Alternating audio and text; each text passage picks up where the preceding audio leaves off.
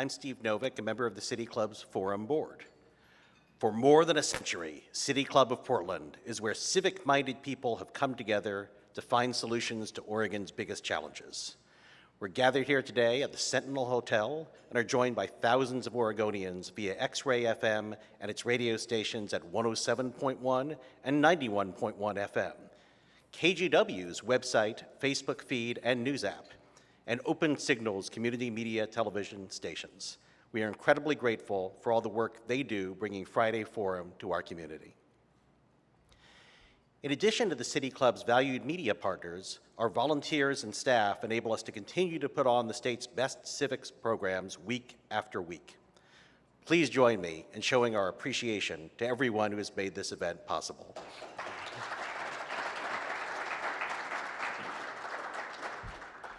Joining us today are three panelists who understand the impact of early start times on high school students. Dr. Kyle Johnson is a professor in the Division of Child and Adolescent Psychiatry at OHSU. He has specialty training in pediatric sleep medicine and is a clinician in the OHSU Pediatric Sleep Disorders Program, with a particular interest in the interplay between sleep disruption and deprivation and psychiatric illness. LaShawn McCarthy is a graduate of Roosevelt High School and currently a student at Warner Pacific University. He has served on the Multnomah Youth Commission for 6 years, including as a member of the Education Youth Voice Committee, which has been advocating for later high school start times. Rita Moore was elected to the Portland School Board in May 2017 and currently serves as co-vice chair and chair of the Finance, Audit, and Operations Committee. The mother of a 2013 PPS graduate, Moore has actively volunteered in schools and on numerous advisory committees since 2002. She works for DHS Child Welfare as a change management analyst. Our moderator today is Jason Trombley, a public relations professional and education advocate. He has volunteered with many organizations, including APANO and the Coalition of Communities of Color. With Portland Public Schools, he chaired advisory commissions addressing changes to enrollment and transfer policies, and recently, boundary and school configuration changes. Since 2006, he has coached the Lincoln High School Constitution team, which is kind of the equivalent of managing the Yankees. Please join me in welcoming our guests.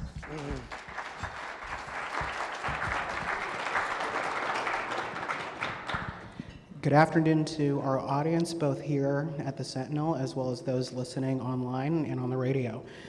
So for our forum this afternoon, I'd like to kick off our discussion by asking LaShawn the opening question, which is, LaShawn, in our prep session last week, you have shared that the issue of high school start times has been an issue or a priority for the commission for years. I'd love to learn from you why this has been a priority. Yeah, thank you. So first I'll kick off by telling you a bit about the history of the Education Youth Voice work on later high school start times. So we began our work on later high school start times as a solution to chronic absenteeism. And so chronic absenteeism is defined as when a student misses 10% or more of school during the school year. And Oregon's rate of chronic absenteeism is among the worst in the country, and is one of the reasons why Oregon is 48th out of 50th in education in the country.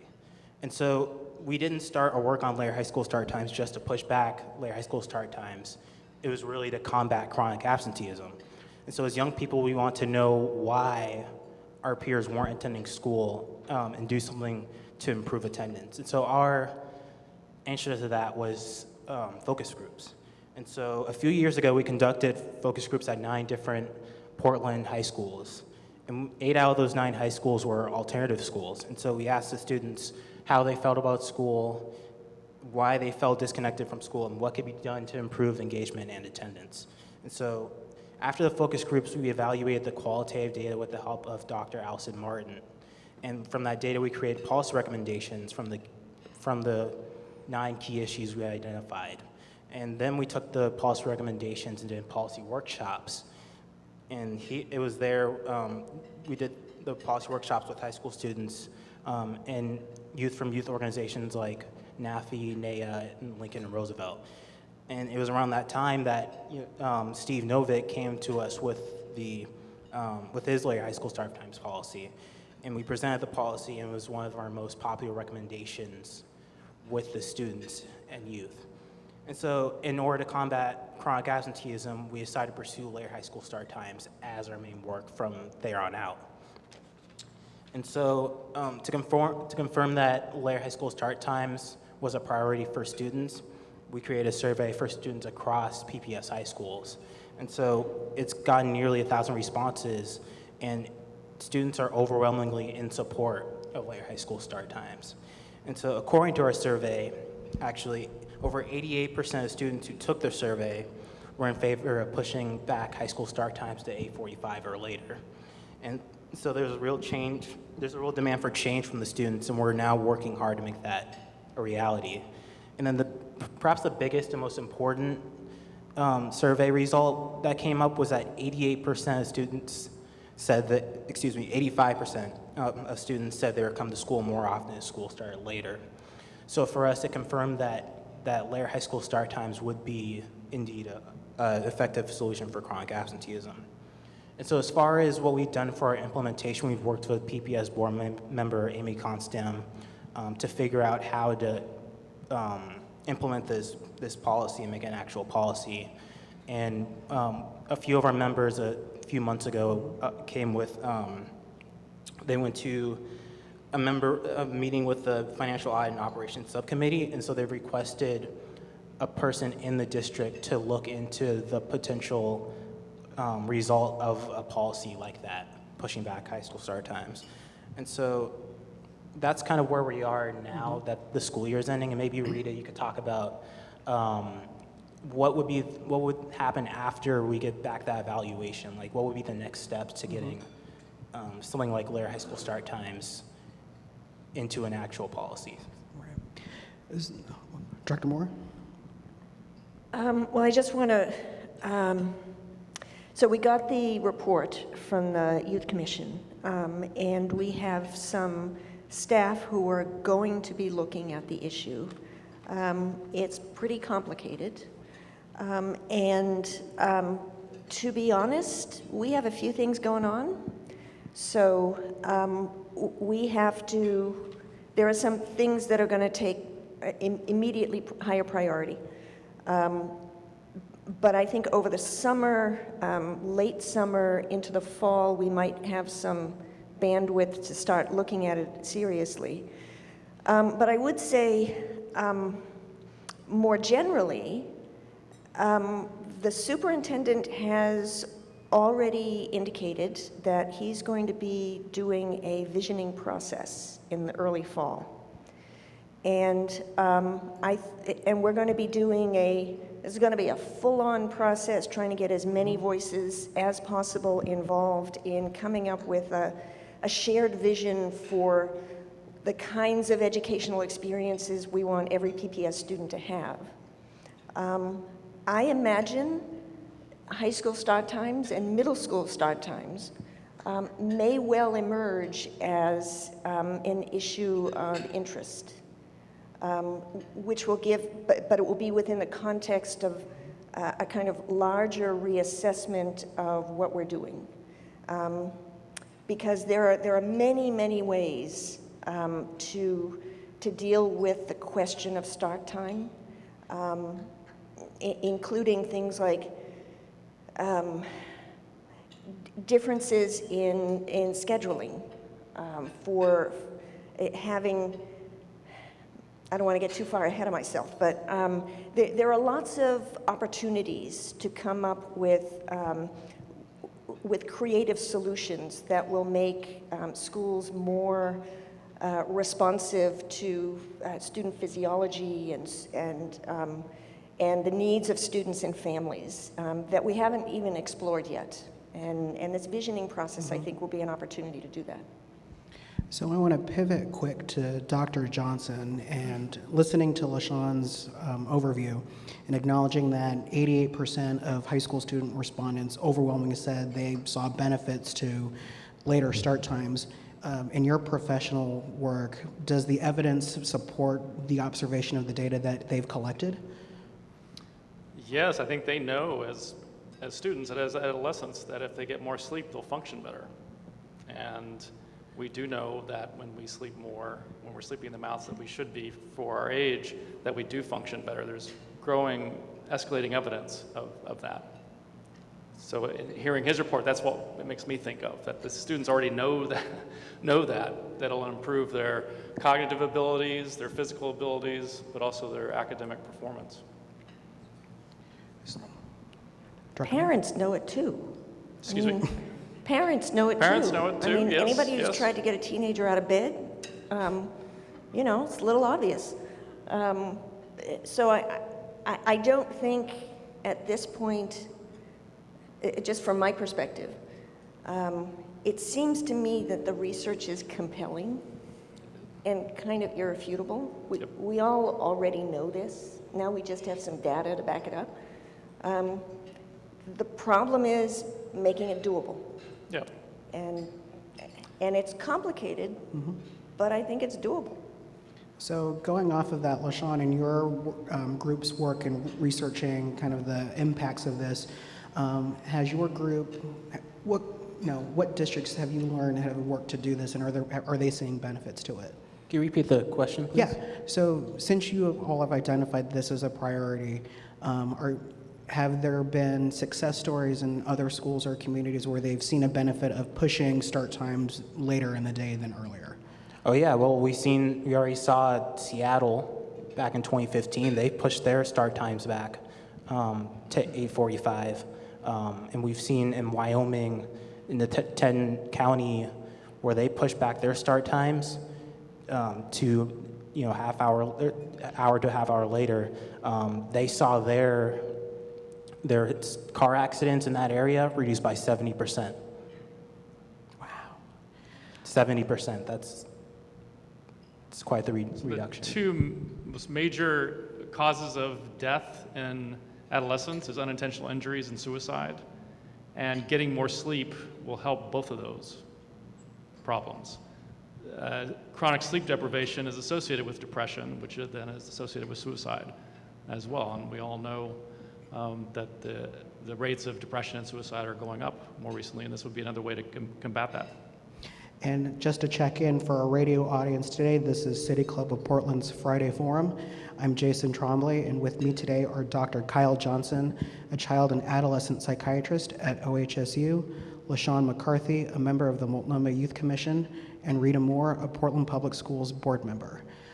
So one of the things that we've started kind of getting into naturally is, as advocates in our own way, and the students have overwhelmingly said that this is an interest and they see the benefit, how do we actually start taking the steps forward to actually being successful advocates and really incorporating the voices of the wishes of students into how we operate?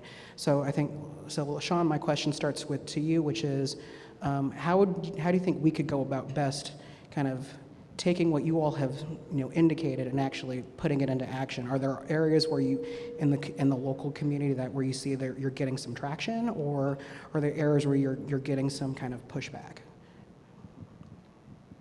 From the survey, the vast majority of the students are saying they want later high school start times, and so I don't think we've seen necessarily pushback from the students per se, but we've seen a little bit of pushback from people who work in the sports area of school, who say that if we push back start times, then that'll mess up the whole sports program, and we won't be able to work through their schedules anymore. So we've definitely seen a lot of pushback in that area, and I want to say that it is fully doable to push back start times and not have sports get in the way of that. I think athletes now, they already have a lot of flexibility. They already have a lot of leeway to get out of class.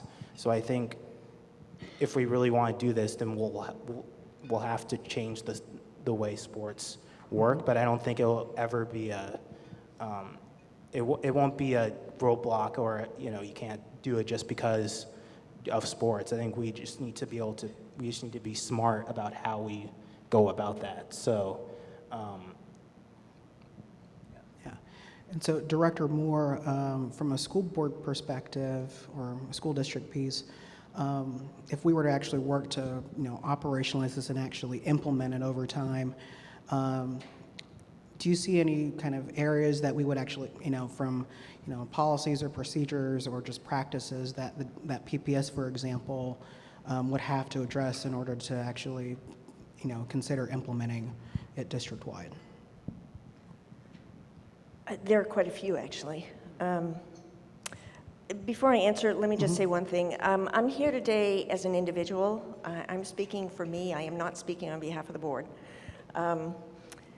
That being said, so there are a whole range of issues that would need to be resolved. I mean, the most obvious one, I think, is athletics.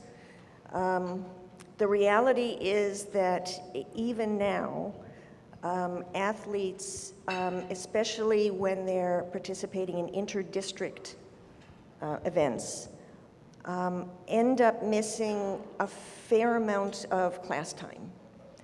And the danger is that if any individual district makes a substantial change in the start time, that isn't followed by, that isn't replicated in surrounding districts, students might end up losing even more class time. The solution to that is that if all of the districts that are involved in a league agree to common start and end times, and come up with a schedule that's going to accommodate those start and end times, that's going to resolve that problem. It's going to require cooperation, and it's not going to be an easy thing. These are adult problems, and any adult problem, if you've ever dealt with adults, everything's complicated. But it's a matter of will. If we think this is important enough, we can do this. And if we do it together, all kinds of problems can just go away. In addition to that, one of the things that would help, just staying for a second more on athletics, one of the things that is a complicating factor, at least in PPS, is the absence of lights on athletic fields. So in PPS, all of our football fields already have lights installed, so football practices can happen after dark. The problem is soccer and baseball and softball. And as a baseball and softball fan, I'm particularly irritated by this. But most of our fields do not have lights. Most of the fields we use for those sports in Portland are parks and recreation fields. So we would have to be working with the city to come up with some way to manage to get lights onto these fields. And that in itself, apart from the cost, which is substantial, very substantial. It also means that we have to deal with things like neighborhood associations. Neighbors don't necessarily want Klieg lights coming through their bedroom windows at, 10 o'clock.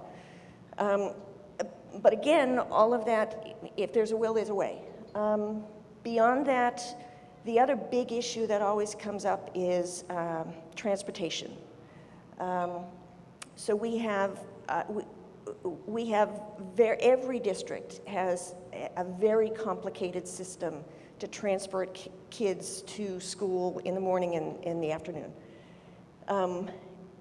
And it's very expensive. It's extremely expensive. And it's very complicated.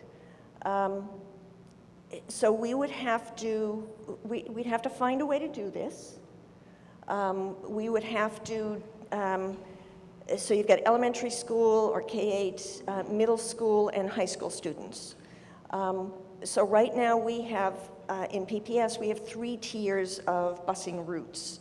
And we can do that because elementary schools start earlier than middle school or high school. So you try to get maximum use out of the buses that you have and the drivers that you have.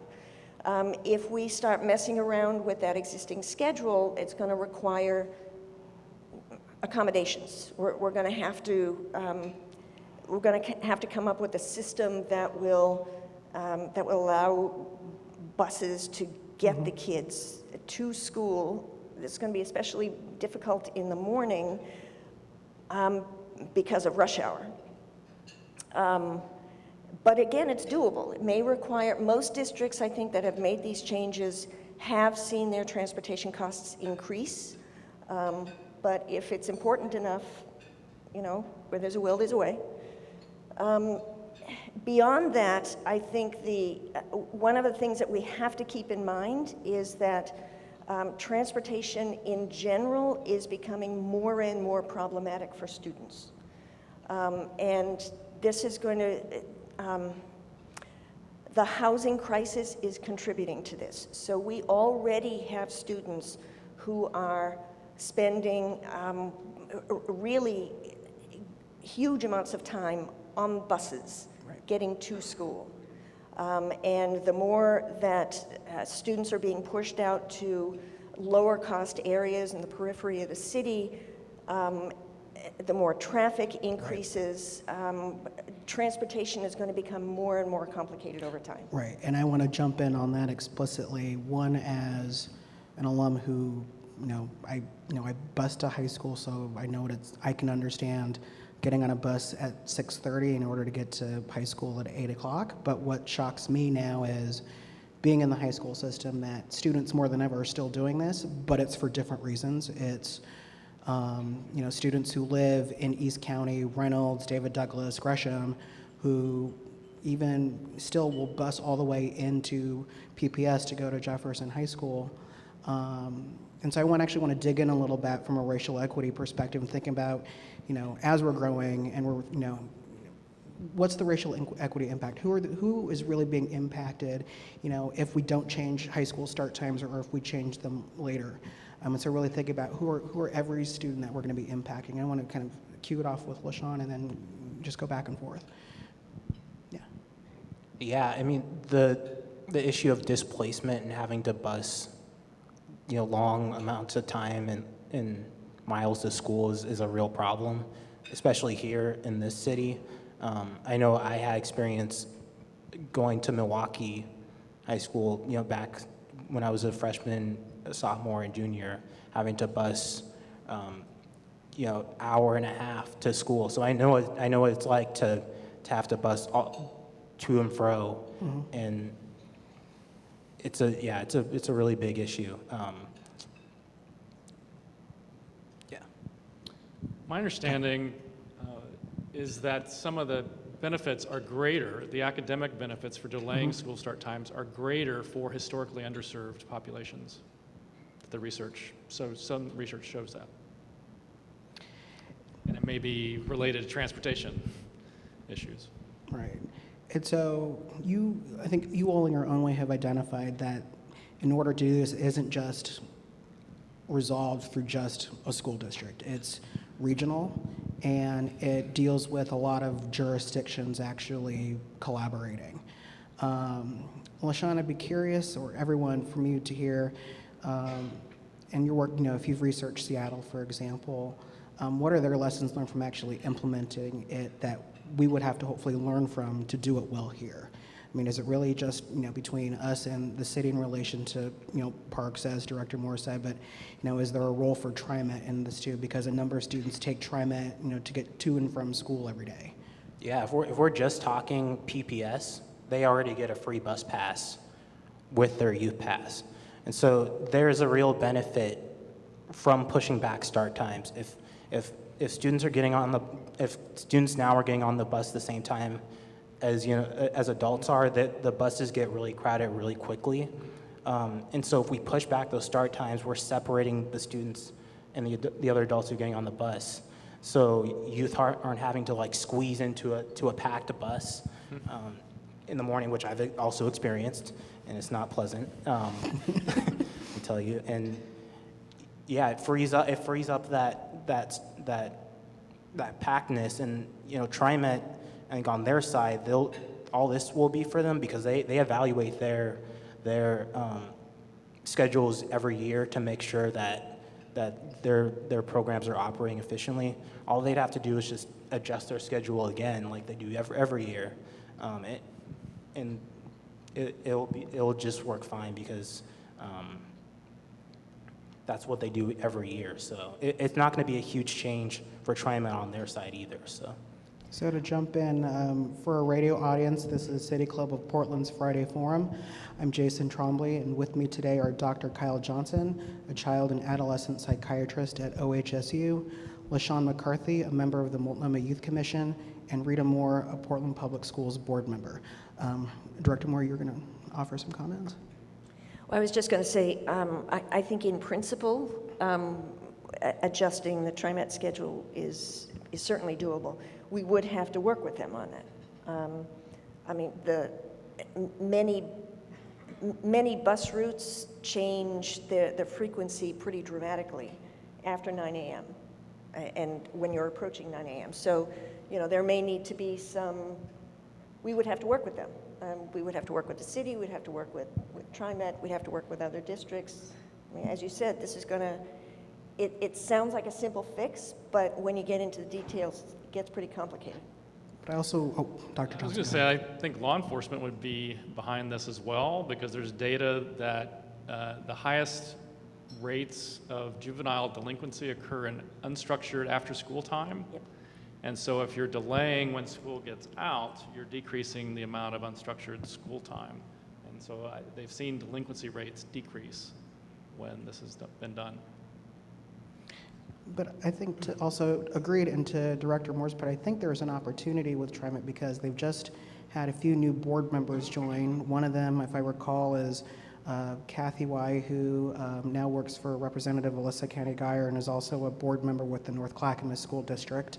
And I think it also was just recently announced that Mayor Wheeler's chief of staff is leaving to also work for TriMet. So to really support LaShawn's advocacy in the Multnomah Youth Commission, because this has been a big policy area for you all for years, there is that regional opportunity where you have partners who know multiple jurisdictions, and with TriMet's case, that a person who's worked in Southeast Portland, but is also on TriMet and brings an education focus, that hopefully that we all as adult advocates can really find a way to really support the Youth Commission and students to really take your voice and actually get it codified.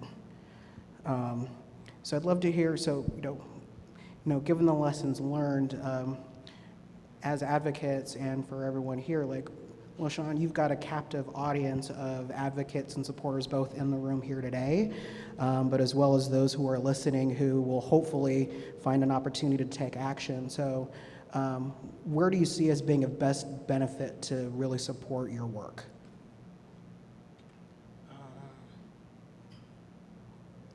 Because you've got current and former school board members here, members of other districts. This is the audience where, you as adults, we tend, myself in particular, we tend to give this, students homework. Give us adults some homework for a change. Yeah, let's work through those logistics. Let's work through the details, like Rita was saying, to really make this a reality. And I hope you all will learn at the end of this is that the details are definitely super important, but they're not going to be the deal breakers in fixing high school start times. So I hope you all will do the research necessary and really push to make this thing happen, because I think it needs to happen if we're gonna raise our Oregon's rank in education. I think this is a super important thing to pursue and really take a look at. So, Dr. Johnson, I want to follow up with you. So, what is the role of doctors and child advocates, but also pediatricians in this? where are there opportunities do you think they can get involved in terms of their medical associations or areas Yes. like that? The American Academy of Pediatrics has come out with a consensus statement saying that school start time should be 8:30 or later. The American Academy of Sleep Medicine has made similar statements. So there are medical organizations, AMA as well, that have made statements such as those due to the science and knowing that this is the right thing. It is a public health issue. The problem of sleep deprivation in adolescence is myriad. It causes problems.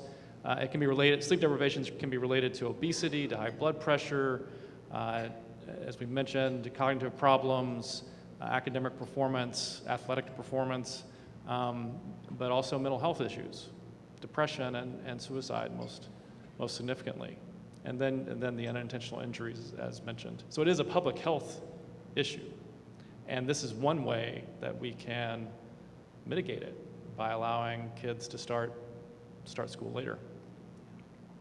I also just want to add really quick, I've just been thankful that one aspect of this conversation you all have brought in is the role of athletics, because I've had students in the last 2 years where I've gone to their sports games where they've also done, a full, day's worth of classes. They'll do constitution team, but then their sports games, I had one student who did lacrosse this year, and he had games starting at 8 or 8:30 p.m., and then baseball kind of later in the evening too, but then they would have, 3 to 4 hours of homework. And I've had cases where students have emailed me homework questions at 1 o'clock in the morning, and then they'll get up at 5 a.m. the next morning and go to class first thing. So I quite frankly don't know how they are able to thrive in any academic environment. There is a degree of privilege that they have given the school that I coach, but also for every student that wants to access the opportunities that we're providing, I just wish they wouldn't have to make as many sacrifices as the adults are forcing them to. Well, being a child psychiatrist, and I'm speaking anecdotally here, I see the kids that burn out, that try to burn it at both ends and burn out by becoming depressed and hopeless. And so some kids can do it maybe okay, but there can be major costs to this. And so, Director Moore, both as history as a child advocate, but also as a school board member, where can we all be of best support in working with school boards, but also ensuring student voice is really at the center of this work, but also where they can be engaged in actually developing both the policies, but also finding an implementation plan that actually is in their interest or really supports them. So I'm not only an advocate and a board member, I'm also a card-carrying night owl. And so this is very personal for me. I think this is going to be an opportunity for all of the adults involved to demonstrate that their highest priority is the well-being of our students.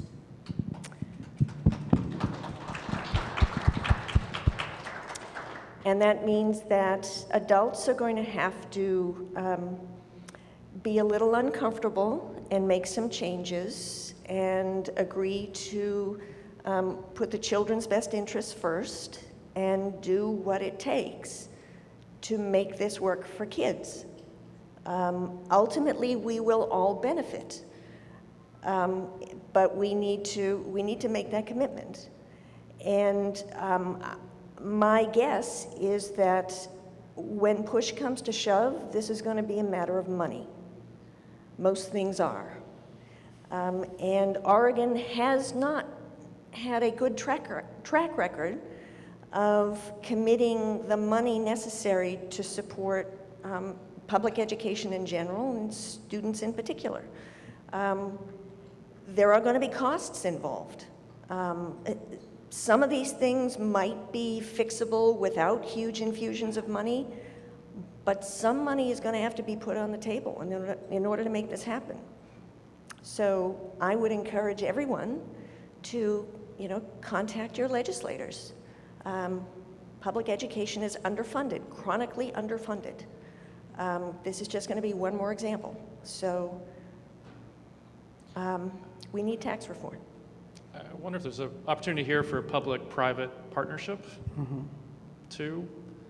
I mean, if we're able to make some of these adult decisions and make the changes that our community and our kids need, then we're going to have more kids graduating high school, and there's going to be economic benefits, as a recent RAND study demonstrated, that's going to have benefits to private organizations in the community too. I mean, we all have to take the long view here. It's going to, short-term pain for long-term gain. And so, Director Moore, following on one of your points about the legislature, kind of 2 points and then a thought. One is, given that next year is a full legislative session, and given that there is right now, I think it's called the Joint Committee on Student Success, that's doing a roadshow around the state to figure out best practices.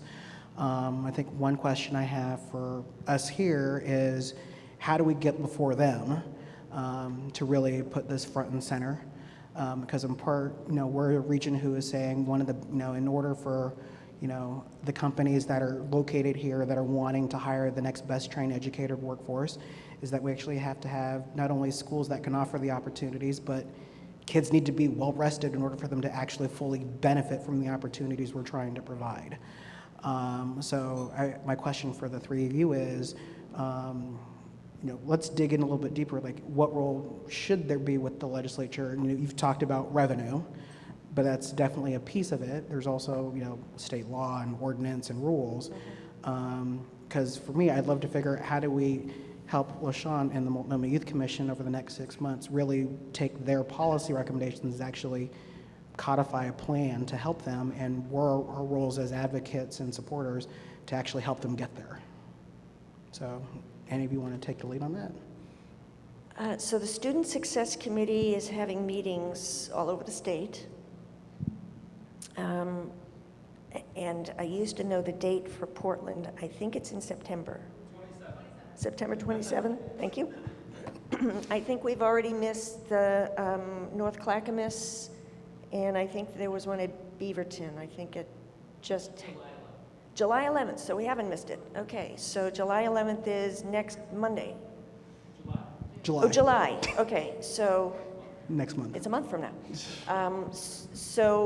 July 11th, what time? 7 p.m. Let's all show up. And then we'll show up again in September when they come here. And I think we could probably help the Youth Commission get a hearing. I think we could do that. LaShawn, are there other youth commissions around the state, like in Eugene or Bend or other bigger metropolitan areas? Yeah, there are other youth commissions.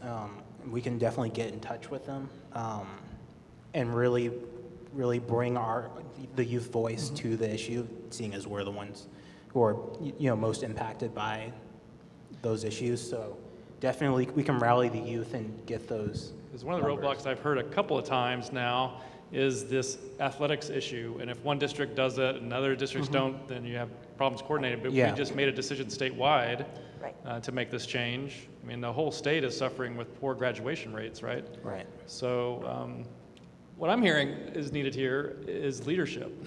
Yeah. Adult leadership to see this as a priority and to pull communities together to have these discussions and make the right decisions. Adult leadership to elevate the voices of students. Yes, sure. Because yes, please. They're the ones with the stories. Yep. And there are lots of other stakeholders that need to be involved. Teachers' unions need to be involved. All the other unions, staff unions need to be involved.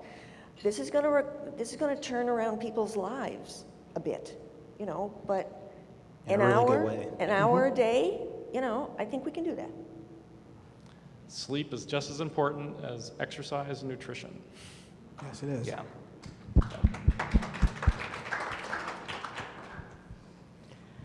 Okay, well, I'm looking at my co-moderator, Mr. Novick here, who's holding up a sign. I've got 1 minute left, so so for everyone here on the panel, if there's one thing you think you could do to really advance this policy area forward, what would you think you could do?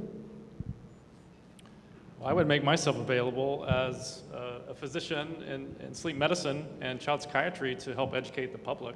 I think there's a lot of misconceptions out there among the public about the importance of sleep. Yep. And so if we could educate the stakeholders on the importance of sleep and how adequate sleep has lots and lots and lots of downstream benefits, then that could make a difference, and I'd be happy to do that. Oh, by the way, adults need sleep too. Yes, that's true. That's true. Yeah. And, LaShawn? Yeah, I mean, the Education Youth Voice Committee isn't going anywhere.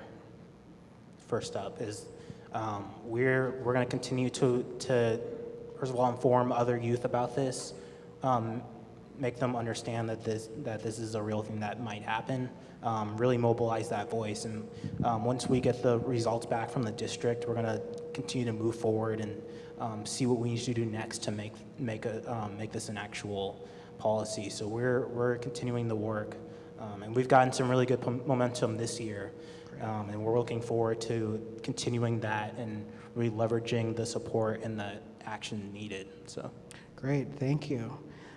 So let's now go to the audience for some questions. Everyone watching or listening today is welcome to ask a question. If you've written a question on an index card, hold it high for City Club staff to collect.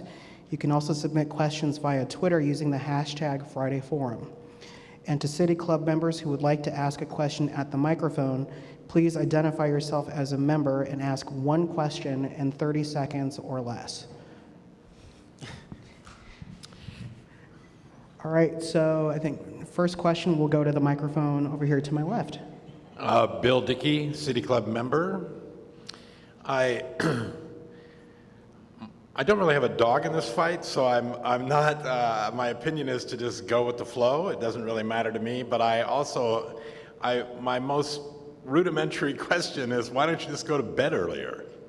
Why don't you back up your sleep time rather than changing everybody's schedule on the other end?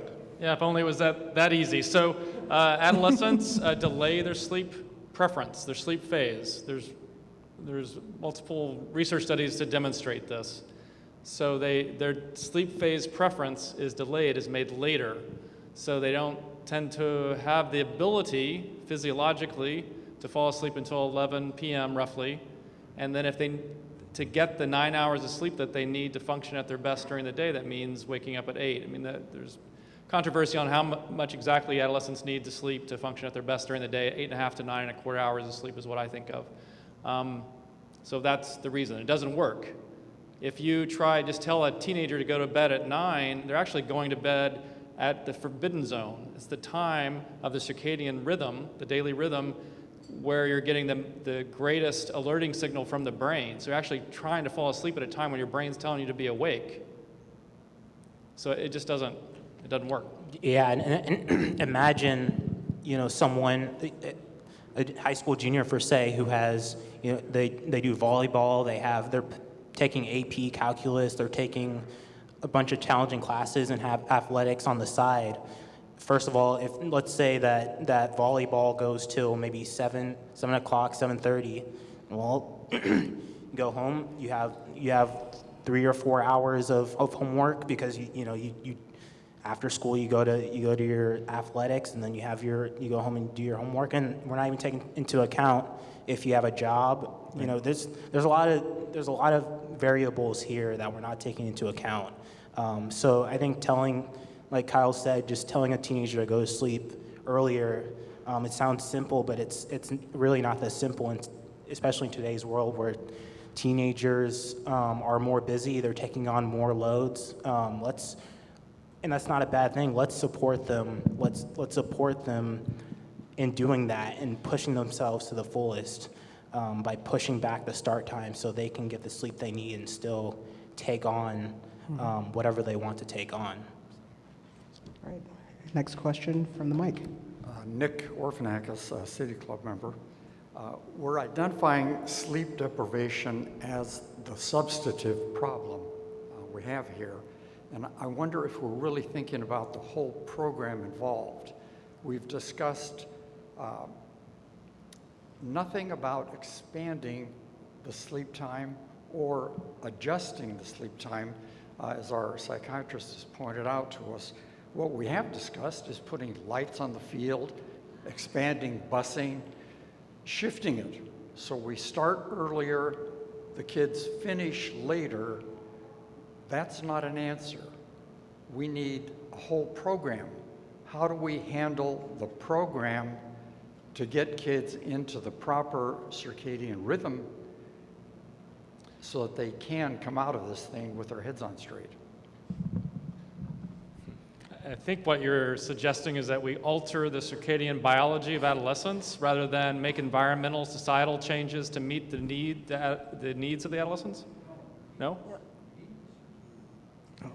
Then I think that's what we're discussing here. That would mean going to bed later and sleeping in later. Okay, so I think what you're referring to is that we still tend to think of a school day using sort of the industrial model, where you show up, you sit in a seat, you're chained to a chair for 6 hours, and then we let you go. And that's the way we think about it. And there are many, many other options. We haven't been at all creative yet, at least around here, in how we're restructuring the day, how we're reimagining what a student's activities might be during the course of a day. We still think in terms of minutes in seats. And that's, I mean, in my view, that's not necessarily the most, that's not the method most conducive to learning. Most adults would not accept being chained to a chair for 6 hours if they had any choice.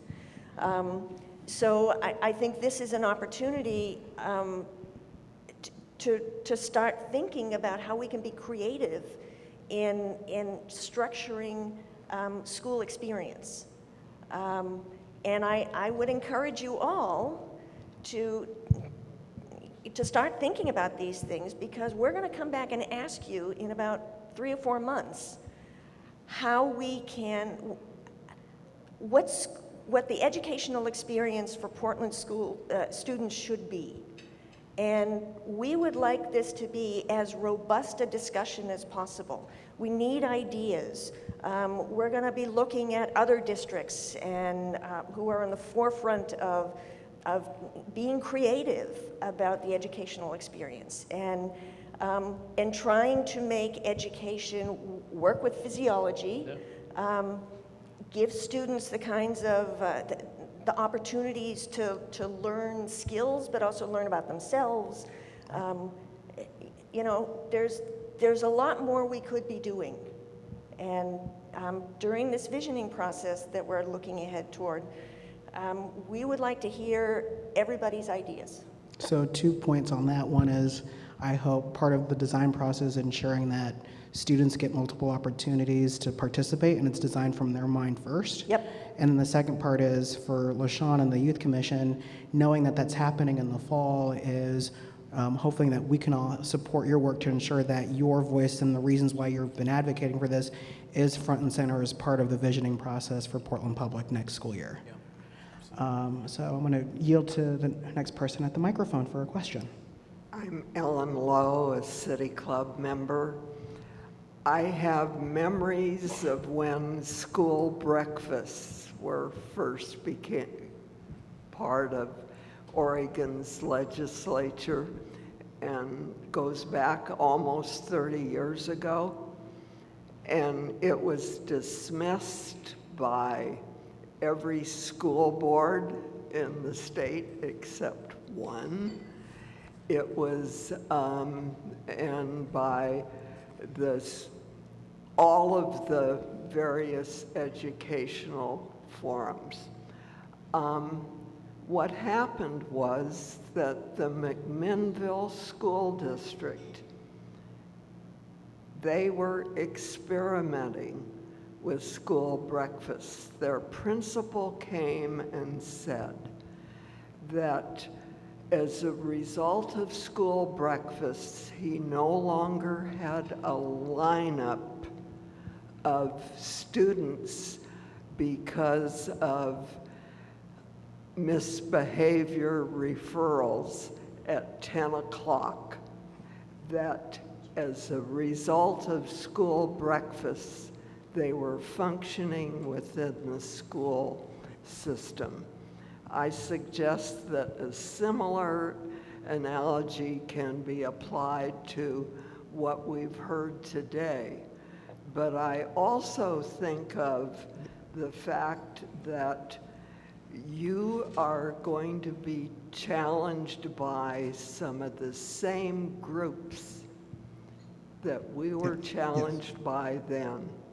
And that's COSA, it's the Oregon School Boards Association, Yes, ma'am. and perhaps more than anyone else, OSAA.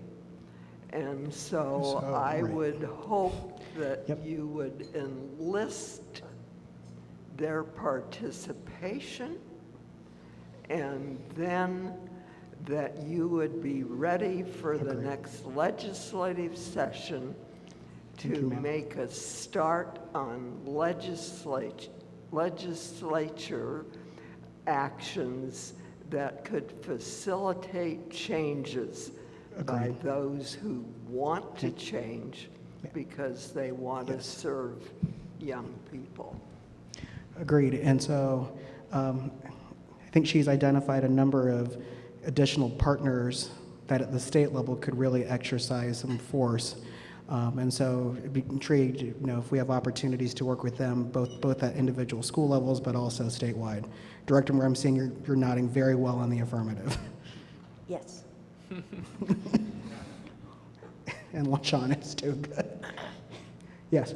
Sure. So over the course of this program, panelists have pointed to athletics as a source of stress and depression, out of class time, as a barrier to implementing later start times and all the benefits that come with that. So it sort of makes me wonder, should we significantly curtail high school athletics programs? I don't think we need to. I don't believe that. I think athletics can still have a role in the school system.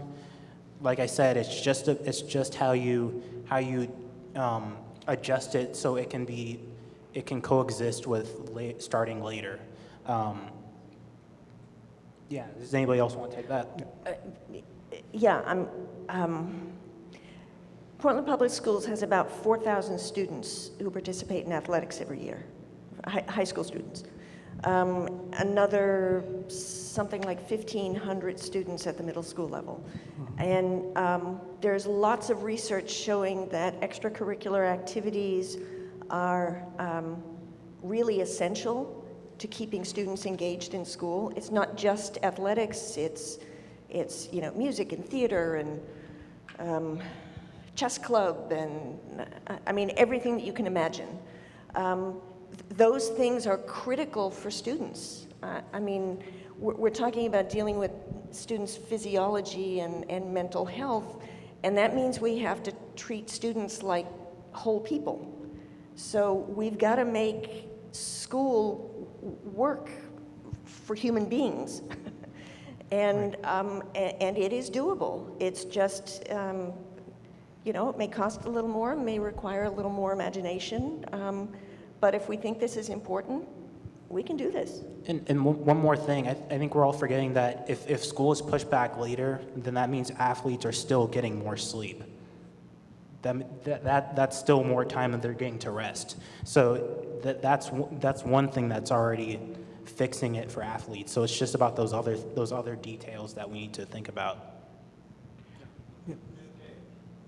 So, yes. Ted Kay, City Club member. This is one of two major structural anachronisms in our school system. The other is the calendar of the school year, which is based on an agricultural calendar of letting kids out during the summer. Is there an opportunity to address both of these challenges, the timing of the school day, how long the school day is, and the school calendar across the year? Perhaps make the school day shorter and have more school days during the year. So Director Moore? Let's open all the cans of worms. Yeah, I think we ought to be talking about all of this. It's a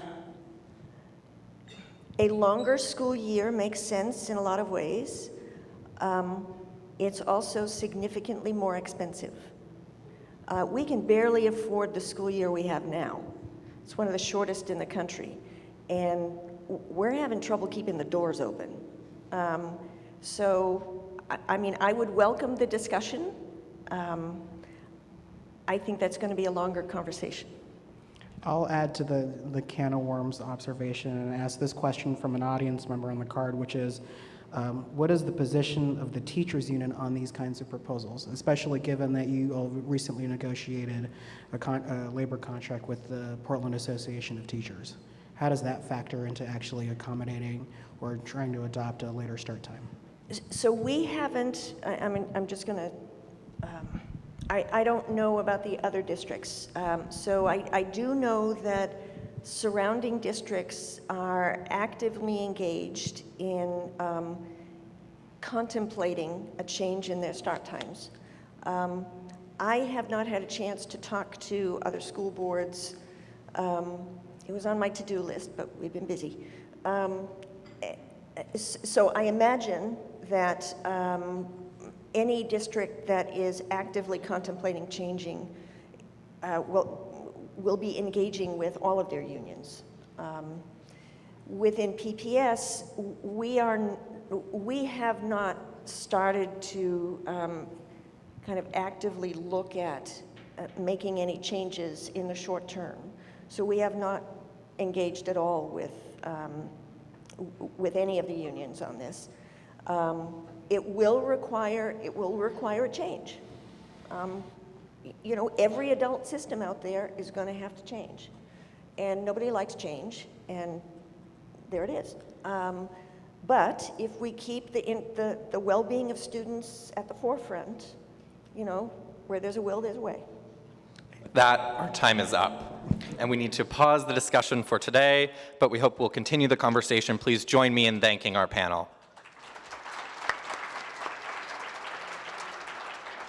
I'd also like to say a special thank you to Steve Novick for producing today's program. We so appreciate it. Thank you all for coming, and we hope to see you next week. We are adjourned.